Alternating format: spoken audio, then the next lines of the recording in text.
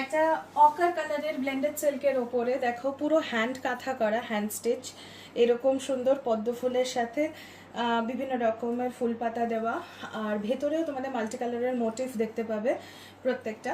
আর পুরোটাতে রয়েছে skirt border, শুধু কোমরের সামনে থেকে শুরু হচ্ছে এর ওপরের বর্ডারটা, কোমরের সামনে থেকে বাদবাকি কুচিতে কিন্তু পুরোটাতে স্কার্ট বর্ডার রয়েছে।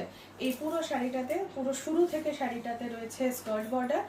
আর এর আঁচলটা দেখো একদম জমাট একটা কাজ দিয়ে রয়েছে আঁচলটা।